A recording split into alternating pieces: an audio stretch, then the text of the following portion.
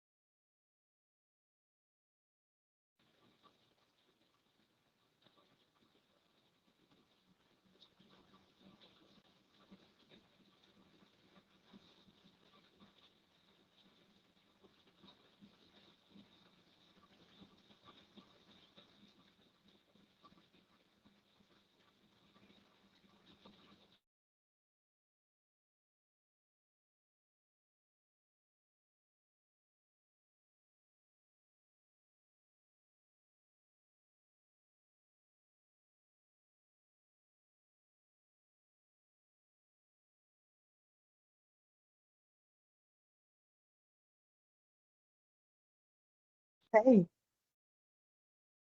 Good morning, everyone, and thank you for joining us today. My name is Natalie Fay. I'm a Parks Canada team member, and I will be moderating this media briefing this morning. Please note that this update is being recorded. Bon matin tout le monde, merci de vous joindre à nous. Je m'appelle Nathalie Fay, membre de l'équipe de Parcs Canada, et j'animerai la conférence de presse aujourd'hui. Veuillez noter que ce point de presse est en cours d'enregistrement. So good morning. We're going to get started right away here. I'm just going to introduce our speakers quickly. So today I am joined by the Honourable Minister Stephen Guilbeault, Minister of the Environment and Climate Change, as well as the Minister responsible for Parks Canada. Spelling of the Minister's name: first name, S-T-E-V-E-N, last name, G-U-I-L-B-E-A-U-L-T.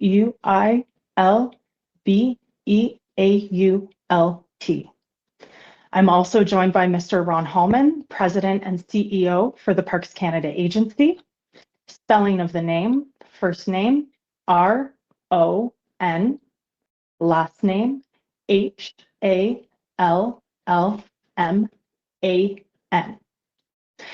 And thirdly, we are also joined by Mr. Landon Shepherd, Incident Commander for Parks Canada, who will take part in the media Q&A session. Spelling of Mr. Shepherd's name: first name, L-A-N-D-O-N, last name, S-H-E-P-H-E-R-D. And I will just repeat this in French. Je suis accompagnée aujourd'hui par l'honorable Stephen Guilbeault, ministre de l'Environnement et Changement climatique et ministre responsable de Parcs Canada. On appelle son nom, son premier nom, c'est S-T-E-V-E-N, dernier nom, G-U-I-L-B-E-A-U-L-T.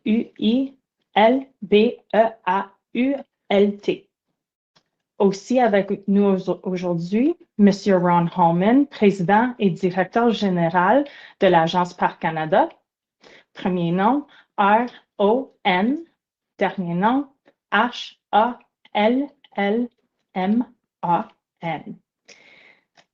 Et finalement, avec nous aujourd'hui, M. Landon Shepherd, commandant des interventions pour Parcs Canada, qui participera au foire des questions et réponses avec nous aujourd'hui. Son nom, premier nom, c'est L-A-N-D-O-N, dernier nom, S-H-E-P-H-E-R-D.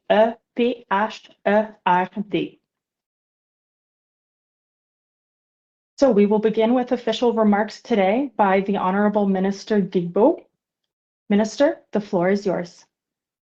Thank you, Nathalie. Merci beaucoup. Bonjour tout le monde. I want to begin by recognizing the incredible work done by the dedicated staff from all levels of government to manage this really difficult situation.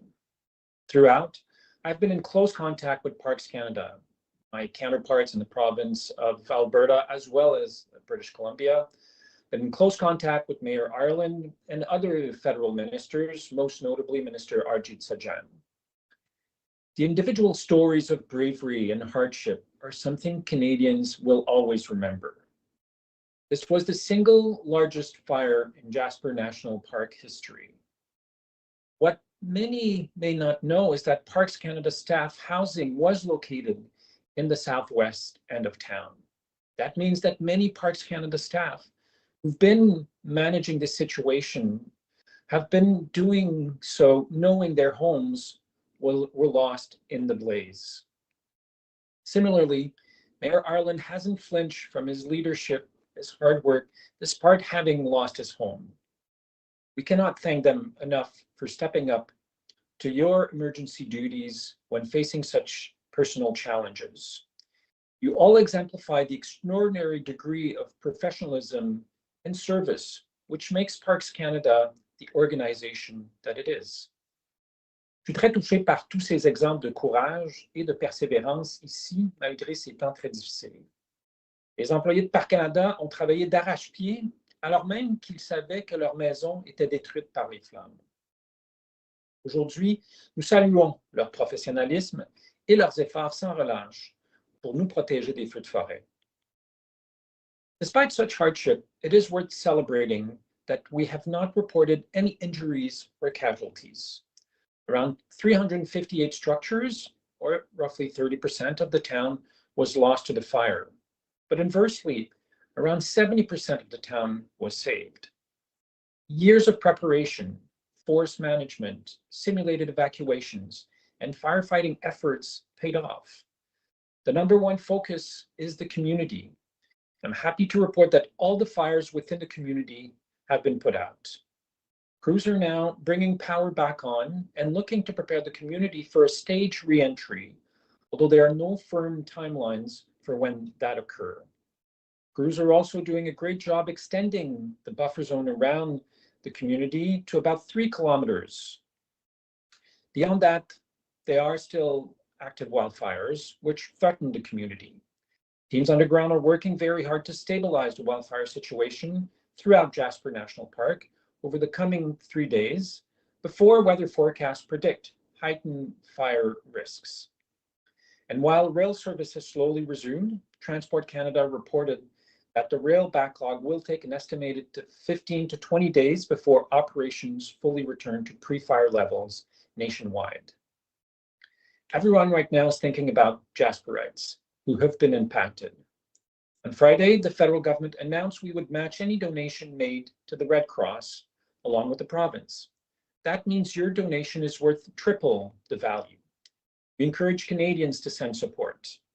The Jasperites and all those impacted, my main message today is that our government is fully behind you and will be for as long as it takes for your town to recover. Nous allons continuer de déployer toutes les ressources à notre disposition pour contenir cet incendie. Nous sommes en discussion avec le gouvernement de l'Alberta pour offrir tout le soutien nécessaire sous toutes ses formes aux personnes touchées et démarrer les efforts de reconstruction sans délai. And once we get past fighting this fire, we're eager to figure out how we can start rebuilding the community and supporting those who have been impacted. We're speaking closely to the province as well as the town about coordinating financial supports. As many underground will tell you, the cooperation between all levels of government has been incredible. The rapid evacuation was a testament of that cooperation. As Mayor Ireland has pointed out, the problem was not for lack of coordination or resources, but because they were facing a raging inferno that defied conventional firefighting tools. The province of Alberta was already part of the firefighting response with Parks Canada and the municipality of Jasper, as well as other agencies. No requests for assistance went unmet. And we will fully support the province's request for assistance for this fire and the many, many others still ongoing across the province. Moving forward, Parks Canada's officials will also be embedded within Alberta's emergency management operations. Jasper est un parc national emblématique, et ce pour de bonnes raisons. Niché au cœur d'un paysage montagneux spectaculaire, il s'agit d'un endroit vraiment spécial pour des millions de Canadiens et Canadiennes et des personnes de partout dans le monde. Les visiteurs ont souligné la beauté spectaculaire de ce parc. Jasper National Park and the community of Jasper hold a special place in all our hearts. We must work together to get that back as soon as possible, restore the community of Jasper and the lives and businesses impacted by this terrible event. Thank you. Merci. Thank you, Minister. Merci, le ministre. I now invite Mr. Ron Hallman, President and CEO for Parks Canada. J'invite maintenant Monsieur Ron Hallman, Président et Directeur général de l'Agence Parcs Canada, à prendre la parole. The floor is yours. Thank you. And can you hear me okay right now? Yes. Okay. Thank you, Natalie, and thank you, Minister. I'm here today as President and CEO of Parks Canada, and also as a proud Albertan, raised and educated in Calgary. I want to join all Jasperites, Albertans, Canadians, and people from around the world who are grieving the devastation in the town of Jasper and throughout Jasper National Park.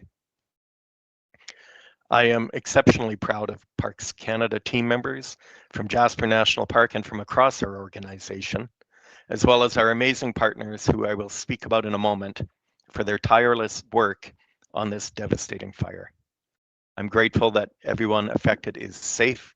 I'm grateful that 70% of the town has been saved, and I know that we have much more critical work to do together.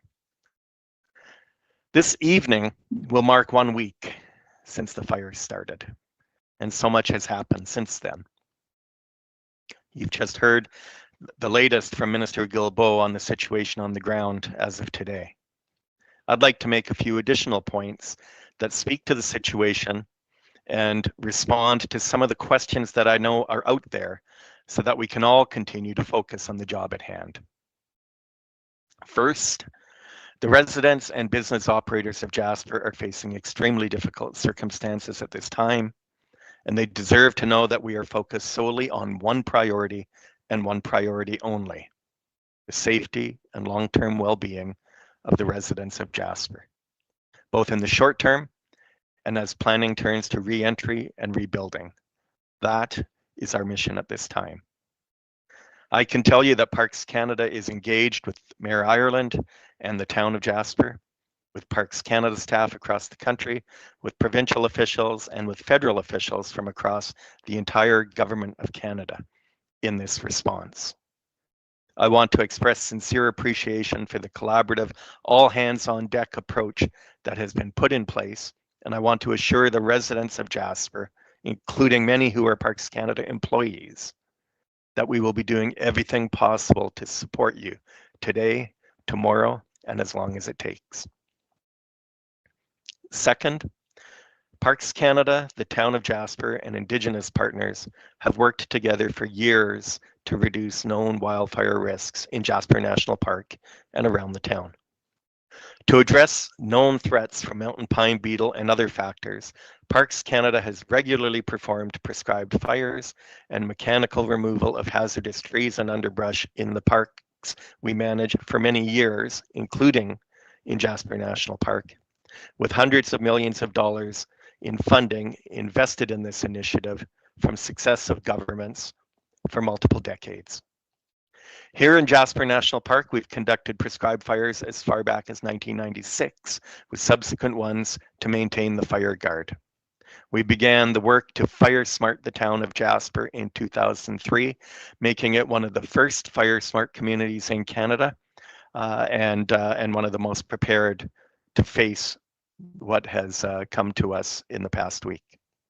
We have sprinkler systems installed in key areas. We've been conducting joint interagency simulation exercises with the town of Jasper for a variety of emergency scenarios for at least the past 7 years. And so I want to say the fact is that Parks Canada and our partners have done everything we reasonably could have done to reduce fire risk over many years and to be prepared for what may come. I have sincerely no doubt that those efforts over many years, led by successive Jasper superintendents and their teams, including the current field unit superintendent and his team, through their work over the years with the town, have significantly mitigated what may otherwise have been an even more devastating fire. And in doing so, they have saved lives this past week. Third, it has been and continues to be the professional view of our incident commanders and other experts on the ground that Parks Canada had all the resources we needed to fight the fire, as Minister Guilbeault has already said. All requests for assistance to the Canadian Interagency Firefighting Centre and other jurisdictions were granted, including on-the-ground firefighting resources, heavy equipment, and aerial firefighting support. All resources were gratefully accepted and put to use where deemed feasible by incident commanders on the ground. Obviously, we are all devastated that the fire breached the town despite best efforts, and I'll leave it to the fire experts to speak to the unimaginable hell on earth conditions that our firefighters are battling. The simple fact is that sometimes there are no tools or resources capable of overcoming a wildfire of the magnitude that we faced this week. And as the mayor said so eloquently the other day, we stand humbled in the presence of nature. So I want to express on behalf of the Parks Canada team our profound gratitude for the engagement and close collaboration with other federal colleagues, Alberta provincial officials, wildland firefighters from other provinces and territories, and structural firefighters from the town of Jasper and from other towns in Alberta and British Columbia who have stepped up and sent capacity. Their work has been heroic, and they deserve our deepest gratitude even as their critical work continues. I also want to underscore for the record the collaborative efforts of the municipality of Jasper and Jasper National Park employees, with tremendous help from the RCMP, that resulted in the safe evacuation of more than 20,000 people from the town of Jasper, a town of about 5,000 residents max normally, all evacuated from the park within a 5-hour period. The Alberta Emergency Management Agency and Alberta Wildlife have also provided and continue to provide excellent support and are embedded with all aspects of the fire response with our gratitude. Again, I have no doubt that the collective decisive actions of all of these staff at a critical turning point on Wednesday saved lives this week. Fourth, we know fires have all been extinguished in the town and that efforts continue to get the wildfire under control outside the town, We know too that even as the situation on the ground continues to stabilize, the work is far from done. Parks Canada will continue to stand with the mayor and the town in working with provincial and federal colleagues and members of the Canadian Armed Forces to confirm the integrity of critical infrastructure, make the areas safe, and work towards the re-entry of residents to their community just as soon as possible. I can tell you as well that Parks Canada will be doing absolutely everything we can to support recovery, including streamlining local development review processes to support temporary housing and long-term rebuilding work that will come, both for residents and for business operators and their employees whose livelihoods have been affected. And finally, a note to Mayor Ireland, who I first met almost 25 years ago, and who has been an exemplary partner at this most difficult time, and to all the residents and business operators of Jasper. Know this, Parks Canada and the town of Jasper have been friends, colleagues, counterparts, and neighbors for many years, and this tragic incident only strengthens our resolve to stand with you today and always. Your community is truly our community. Thank you. That concludes my statement.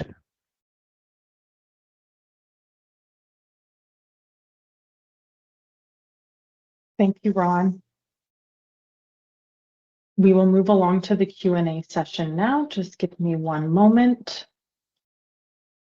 So before we open the floor to questions, I just want to let all of the media who are on the line with us today know how we will manage this session. There are nearly 100 people on this call right now, so while we won't be able to get to every single question, we will do our best. For media who are joining us online and on the Microsoft Teams app, please use the hand raising function if you have a question.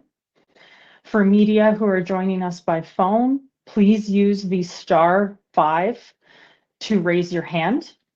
We ask that you keep it to one question at this time, as like I said, we do have many media who are on the line.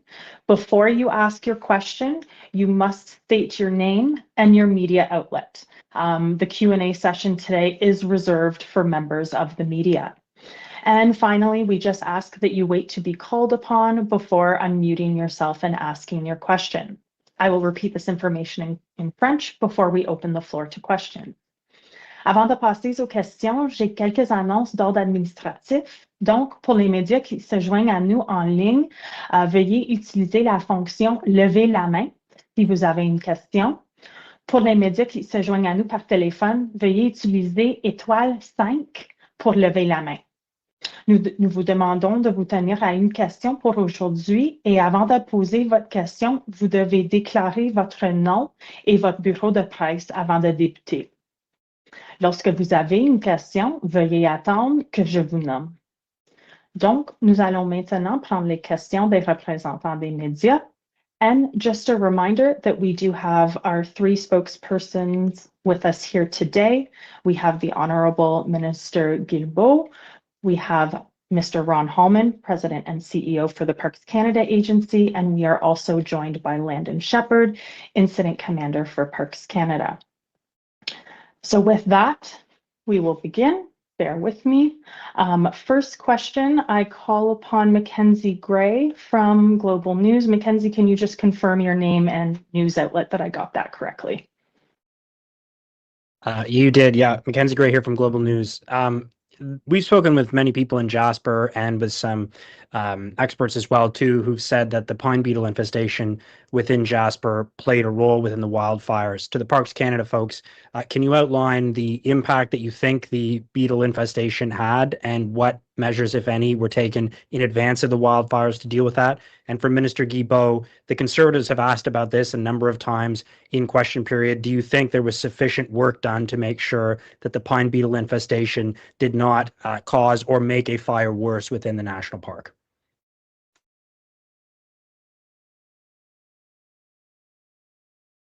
Ron, do you want to go first and I'll complete after? Certainly. Thank you. Let me just say to the question, certainly pine beetle is a factor. It has been a factor in many areas, and that is why since 1996 we have been doing prescribed burns in Jasper. We've been doing prescribed burns across the country in different places. We've had hundreds of millions of dollars invested to do that important work. And let me just say what the fire smarting means in Jasper in the preparation, because the pine beetle is through hundreds of thousands of hectares of forest, and short of bulldozing all of that or burning all of it or mechanically removing all of it, we work to minimize risk to towns, to other assets of Parks Canada within the park. In Jasper, what does that look like? Well, within the most critical zone within the town, we worked with officials there and residents in the critical zone, which is up to 10 meters around each building, to remove brush to make sure there's not vegetation that's unhelpful. And as you get further away from there, you move out towards the trees. So within about 100 meters from the town boundary, we remove vegetation through mechanical means, underbrush, etc. We work to thin the trees so that the fire, if it does come, will have to work harder and it can't just become a big wall or a crown fire. But all of those things are simply tools to help us face a fire that may come. They don't prevent a potential fire. How could it? They give us tools to address the fire if and when it comes, to slow the fire down, and to give our professionals on the ground the opportunity to get the equipment in there, to get the aerial support, and fight the fire before it can breach the town. What happened on Wednesday with the heavy winds, the dry temperature, and the fact, for anyone who's been to Jasper, you know there's a valley. That fire grew in a very short amount of time, traveling about, I'm going to get the numbers wrong, Landon can pitch in later, 15 feet a minute or something crazy. Fire was 300 meters high, 100 meters above the trees, projecting burning pine cones and debris caught up in its own little weather system, projecting that debris and burning pine cones up to 1 kilometer ahead of the fire. So not only was the fire moving with the wind, but the air in front of that fire was being preheated by that flying debris, making the fire go even faster. There is nothing any human on Earth or any piece of equipment could have done standing in front of that wall of fire that would have allowed them to stop it. It's just not possible. Thank you. I mean, I think Ron answered the question very eloquently. If I may add just a few elements, Parks Canada has been taking care of Jasper National Park now for almost a century. The park was officially became an official national park in 1930. We have, as both Ron and I have mentioned, we have Parks Canada staff who live there, who call Jasper their home. Quite a number of them. And to think that over all those decades, we would not have deployed all of the resources necessary to try and do everything that is humanly possible to protect a town from a forest fire is simply not true. Ron talked about prescribed burns, clearing dead trees, clearing a wide buffer zone around the town of Jasper. But as we are seeing in Canada and all around the world, we are seeing more and more aggressive forest fires, and we certainly saw that in the summer of 2023. And this is what we were faced with. And the fact that we were able to protect 70% of the town speaks to all of those measures we have put in place over the years and frankly decades. Ron talked about FireSmart. FireSmart is now a national program for which Jasper was one of the inspiration. What we do around the country to protect town and cities from forest fires was inspired largely by what we've been doing in Jasper all these years. Yeah, and if I could just add a bit of a final comment on my notes, I want to acknowledge people are devastated, they're hurt, they want answers, and we all do. But what I would just urge is if we can look at the facts of what has been done, and there will be time to look at what can or should potentially be done differently later as we learn from this. But I would just leave you, don't take it from me, take it from the mayor, his comments about the work that we have done hand in glove together for many years to try to avoid this horrible day. Thank you very much. Thank you very much for those responses. So for the next question, we will go to Corey Seegers. Corey, can you unmute yourself and just confirm your name and media outlet? Hi, thank you so much. Yes, this is Corey Seegers with CBC. I'm curious, with the forecast that's coming up this week and the concerns about August 1st, are we looking at the reason that people can't come back to Jasper anytime soon? Is it more about the fire danger than it is getting the infrastructure up and running at this point? Landon, maybe you can take that one. Just unmute and the floor is yours.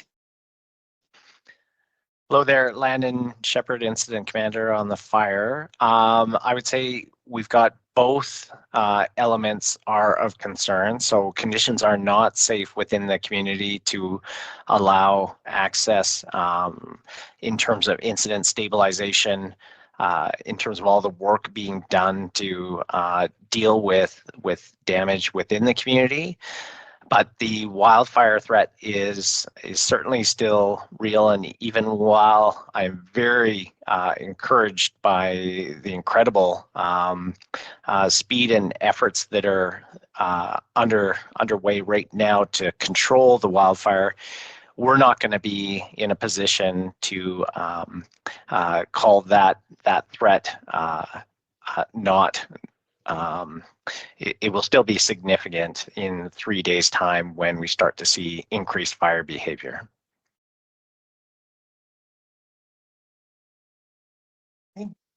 Thank you, Landon. Next question, we will go to Charles Delis, I believe.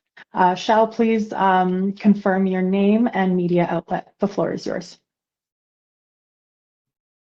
Yes, Charles Delisle, Radio-Canada, Alberta. My question, if I could get an answer in French as well, that would be great. Will you guys be, like, I guess, cutting more around the community to, like, maybe perhaps stop this from happening again? Je peux répondre à cette question-là. C'est certain que, comme Ron et moi l'avons dit plus tôt en anglais, mais la ville de Jasper est probablement l'une des villes les mieux équipées au pays pour faire face aux feux de forêt. Nous avons mis en place dans la ville de Jasper et autour de la ville de Jasper des mesures préventives face aux feux de forêt depuis la fin des années 90. Et c'est d'ailleurs la ville de Jasper qui a été l'une des inspirations pour le programme national Intellifeu, qui est un programme maintenant qui vise à appuyer les municipalités partout à travers le pays pour les aider à mettre en place des mesures qui vont réduire les risques que des feux de forêt s'attaquent à ces municipalités-là. Alors que ce soit de l'éclaircissement, que ce soit des feux anticipés, que ce soit la création de barrières naturelles pour tenter de stopper les flammes, de se rendre jusqu'à la ville. Toutes ces mesures-là ont été mises en place, incluant la récolte de bois qui a été affectée par la tordeuse du bourgeon, de l'épinette, pardon. Et c'est certain qu'on devra réévaluer une fois que les feux de forêt seront sous contrôle. Est-ce que face à des feux de forêt aussi violents, ce sont les feux de forêt les plus violents qu'on a vus de l'histoire de la région, est-ce qu'on ne devrait pas mettre en place d'autres mesures? Est-ce qu'il ne faudrait pas élargir la zone tampon, par exemple? Alors, c'est certain que ce sont des questions que les experts de Parc Canada ainsi que d'autres experts de la lutte aux incendies de forêt vont devoir se poser et nous serons là, dans le gouvernement fédéral, pour répondre. Et c'est d'ailleurs pourquoi nous travaillons à la mise en place du premier plan d'action national pour l'adaptation au changement climatique, parce qu'aujourd'hui, on parle de feux de forêt, mais demain, après-demain, on pourrait parler d'inondations, de vagues de chaleur, de tempêtes tropicales. On voit que ces événements-là, il y en a de plus en plus au Canada comme ailleurs dans le monde. Alors, nous travaillons avec les provinces, les territoires, les municipalités, les peuples autochtones pour aider à mieux préparer la population canadienne à faire face aux impacts des changements climatiques. Merci beaucoup pour la réponse. I will go to the next question. Chris Varco. Chris, if you could unmute yourself, confirm your name and media outlet, please. Hi, it's Chris Varco with the Calgary Herald.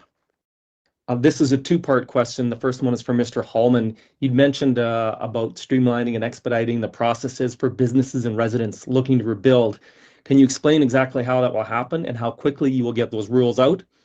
And for Minister Guilbeault, what financial resources and commitments is the federal government looking to help those who want to rebuild? What commitments can you give to Jasperites who want to rebuild?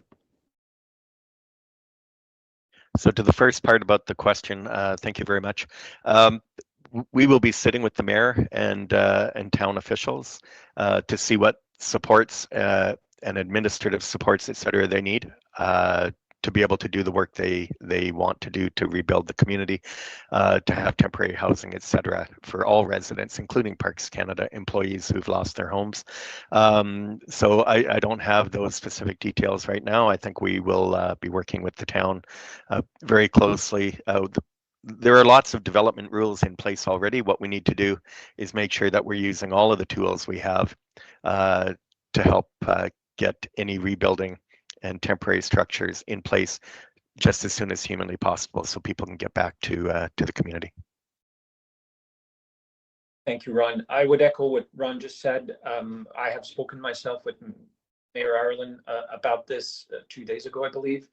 And the federal government has a number of programs to facilitate and to help with the reconstruction of damaged properties, cities that have been affected by different type of natural catastrophes. We will be putting all of these programs at the disposal of the people and businesses of Jasper to help with the rebuild, which unfortunately we're starting to look into. But as I said in my remarks earlier, we are looking at a stage reentry. It's going to take a bit of time, and especially in light of weather conditions in the coming days, we want to be very careful, because safety of the people of Jasper is our main concern right now. But we will be there, obviously, to help them rebuild. Thank you very much. Next question, we will go to David Staples. David, you can unmute yourself and confirm your media outlet, please. Hi, David Staples here. Thanks for taking my call. One of the narratives that we're hearing... Sorry, David, just which media outlet are you with? The Edmonton Journal. Thank you. One of the narratives that we're hearing is that Parks Canada kind of has a nature first philosophy, a green philosophy, where they put the parks and nature ahead of people, and they haven't done enough to get rid of the pine beetle problem. So I'm curious what you think of that. And I'm curious, in the last, let's say, how many hectares do you have of these diseased trees in total in Jasper Park? How many have been taken out in prescribed burns in the last 5 years, in the last year? And how many are you estimating that the wildfire has taken out? Thank you for your questions. Sorry, Ron, we'll let you start, but also just acknowledging we may not have that specific detail yet as we continue to work on the fire perimeter itself and determining what that looks like. Yeah, thanks for the question. And Landon may have information about hectares burned so far. I don't know, I'll turn to him in a moment, but what I can tell you is I reject the premise of the question that Parks Canada puts nature before people. It's a ridiculous statement, and one that is offensive, frankly. There is nothing more important to the entire Parks Canada team than the safety of our employees, our guests, the people we work with. And anyone who says anything differently doesn't know very much about us. I'll stop there on that point. As for what have we done, I think it's a very fair question about the pine beetle and what have we done and what are we doing, because pine beetle devastation has been enormous in the forest where it's where it is been present, particularly in British Columbia and Alberta.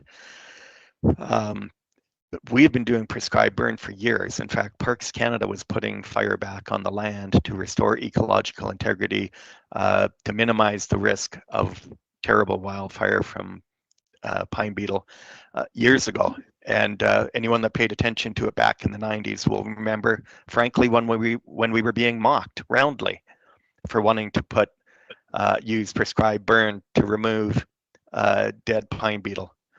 So I'm well aware that there's a debate out there, and I'll leave that to those who are interested in having that. But what I can tell you is that over the last 10 years for Jasper, we've had 15 prescribed burns.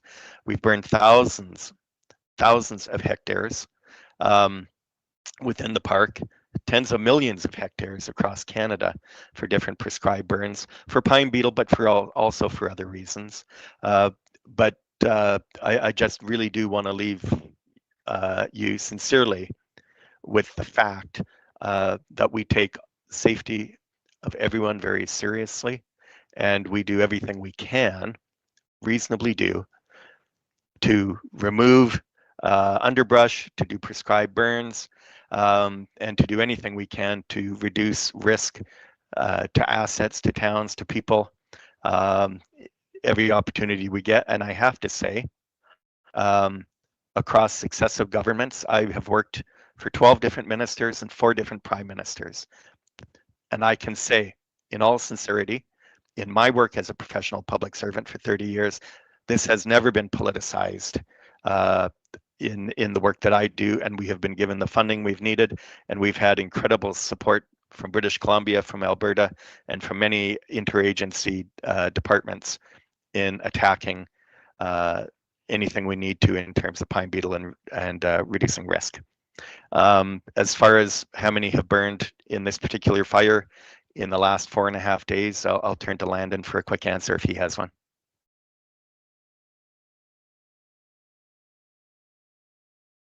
Thanks, Ron. So I'll just say that mountain pine beetle in Jasper, like all over Alberta, where it had spread before it finally spread into the Jasper National Park extensively from about 2014 till about 2018. It's a big problem, and it's a big problem related to some of the challenges that also affect wildfire, independent of changes of fuel. And we're all very aware of those changes, and this isn't meant to be a discussion about climate change, but anyone who's involved in fire management can tell you that things have become more difficult, especially in the last 5 years, to manage impacts. But as Ron was discussing, this isn't something that caught us blindsided. We started fire smart treatments near the community, recognizing that we wanted to have the community to be more easily defendable. It's something that weighs on me. Sometimes I have it in my dreams. I'm solving issues around trying to protect my community, protect my friends, protect my neighbors. It's not without all the help and some frankly giants before me who had the forethought to get programs started to help prepare Jasper, that we're not talking about a much more serious impact. But we removed fuels on the bench above the community. It's helping us right now in terms of reducing the risk of the wildfires that are remaining on the landscapes that could threaten the community. Those areas, we treated an area that covers over 500 hectares with harvesting to remove mountain pine beetle trees. We removed other areas to have better strategic control points in all sorts of directions, because we couldn't anticipate where the challenge would absolutely come from. In fact, with a fire coming from the south, I would have told you, a month ago that that's an area where we had some of the most work done to prepare for the potential challenges of a large and difficult to control wildfire, because we extensively removed mountain pine beetle fuels south of the community in the campgrounds on the valley bottom near lots of values at risk, some of the commercial accommodation areas, all of the affected areas in immediate risk of fire impingement have had those treatments in advance. So absolutely on our radar, and absolutely something that we made significant efforts to address. Ron mentioned earlier some of the spotting distances of that I personally observed of 500 meters and at times a kilometer. Those are very hard to adjust for on any landscape, and folks have to recognize that some of the conditions that we were dealing with made even the incredible preparations that, like I said, have been initiated since the early 2000s difficult for those to be effective. Thank you very much. We are getting a little tight on time, but we will take as many questions as we can in about the next 10 minutes or so. So next I call upon Mélanie Marquis. If you can confirm your name and your media outlet, votre nom et votre bureau de presse. Merci.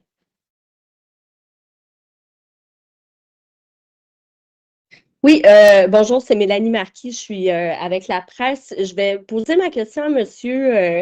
Guilbeault pour en revenir à cette bestiole dont j'apprends le nom aujourd'hui, là, en anglais c'est Beetle. Pouvez-vous expliquer dans quelle mesure, si j'ai bien compris, votre évaluation, c'est que cette affaire-là, donc l'infestation, n'a eu aucune, comment dire, aucun impact sur la propagation du feu. Puis qu'est-ce que vous répondez à ceux qui disent que le gouvernement a été prévenu en 2017 et qu'il n'a rien fait pour tenter de juguler le problème puis d'essayer de prévenir des choses comme celles qu'on a vues au cours des derniers jours? Merci. Merci. Tout à l'heure, je vous ai donné le nom français un peu commun, là, mais le nom technique est dans Doctrine du Pin, qui a affecté beaucoup les forêts dans l'ouest du pays. Il y a eu plusieurs vagues d'épidémies de cet insecte-là ravageur, qu'on connaît aussi là, dans l'est du pays également, mais les forêts dans l'ouest, particulièrement en Alberta et en Colombie-Britannique, ont été très affectées. Je pense qu'on vous a donné une série de mesures qui ont été mises en place bien avant 2017. Parc Canada travaille à mettre en place des mesures de prévention des incendies autour de la ville de Jasper depuis 1996-1997. Nous avons commencé en 2003 le programme Intellifeu, qui, comme je le disais tout à l'heure, est un programme national maintenant. Et nous procédons depuis des années déjà nous allons déclencher des feux de forêt pour contrôler, pour éliminer ce qui pourrait servir de combustible à des feux de forêt naturels très puissants. On a récolté mécaniquement du bois qui avait été affecté par cet insecte-là, justement pour éliminer encore une fois des sources de combustible pour des feux de forêt naturels. Alors, il y a beaucoup de mesures qui ont été mises en place, incluant la création d'une zone tampon autour de la ville pour tenter d'éviter que si un feu de forêt, la ville soit affectée. Je pense que comme Ron l'a dit, comme M. Landon l'a dit, on fait face à des feux de forêt maintenant, au cours des dernières années, qui sortent des normes. Alors, est-ce que ça voudra dire qu'à l'avenir, il faudra faire des zones tampons encore plus grandes autour de villes comme Jasper? C'est certainement une question qu'on va devoir se poser, mais vous avez entendu, vous avez vu comme moi là, les images, vous avez entendu les témoignages, un feu de forêt qui se déplaçait à une vitesse, ça de mémoire, mais je pense que c'était 15 mètres par minute, des flammes plus de 100 mètres au-dessus de la cime des arbres, des cocottes qui étaient projetées 1 kilomètre devant le feu, des cocottes enflammées qui étaient projetées 1 kilomètre devant le feu et qui causaient elles-mêmes, qui propageaient le feu avant même que ce feu n'arrive. Ce sont des conditions exceptionnelles. Nous sommes entrés dans l'ère des changements climatiques et nous vivons de plus en plus les impacts. L'été dernier, au niveau des feux de forêt, en a été un exemple et on doit mieux se préparer, mais on a investi au cours des dernières années plus de 65 millions de dollars chez Parc Canada dans la prévention, dans la mise en place de mesures pour prévenir l'impact des feux de forêt sur les installations de Parc Canada, sur des lieux comme que ce soit Banff, que ce soit Jasper, donc dans 65 millions de dollars seulement l'an passé qui ont été investis chez Parc Canada pour le programme national de gestion des feux de forêt. Alors, on a fait beaucoup de choses, mais on fait face à une situation exceptionnelle.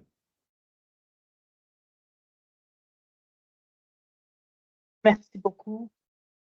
We will move on to another question here. Stephanie Cram, I believe CBC Edmonton. Stephanie, if you could just confirm. Yes, I'm Stephanie Cram from CBC Edmonton. I was wondering if there's an update on the damage to campsites south of town, because we received the map on the weekend, but we were just wondering if we have an update on the infrastructure damaged in the campsites.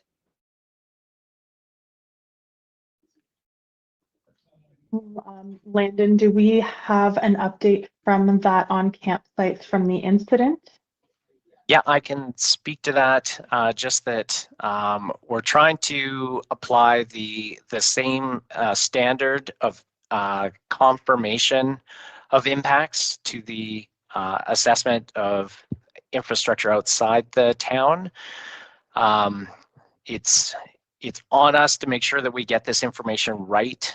We're not wanting to leave any of the impacted properties without that same level of information that the town got, because we know that a bunch of those commercial accommodations south of town have those were residences for owners, operators, staff, and we're aware of that.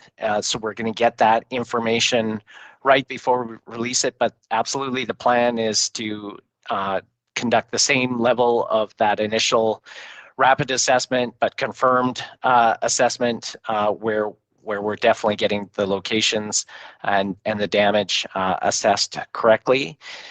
You know, the Parks Canada infrastructure, where it's not residences, is secondary priority for the folks and resources assigned to that. We will get that. We're hoping to have it released at the same time. We just do not want to delay either people who are affected in terms of their residences, and that's our priority. They're also Jasperites. So.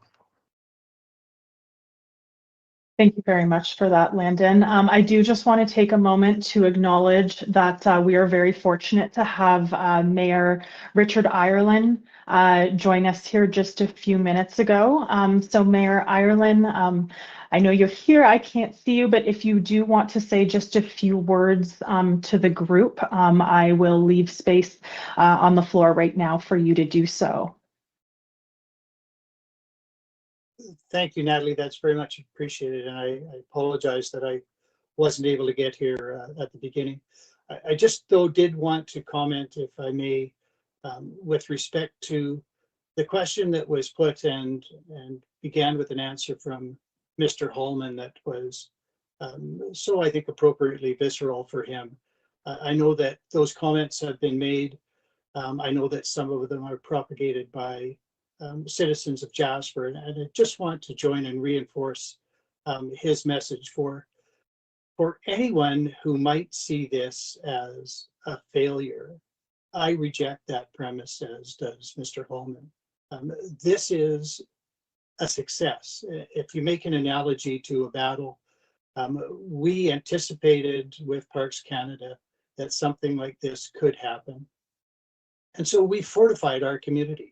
And I credit Parks Canada for the work that they did on the landscape to protect our town. And when the attack came, those defenses worked.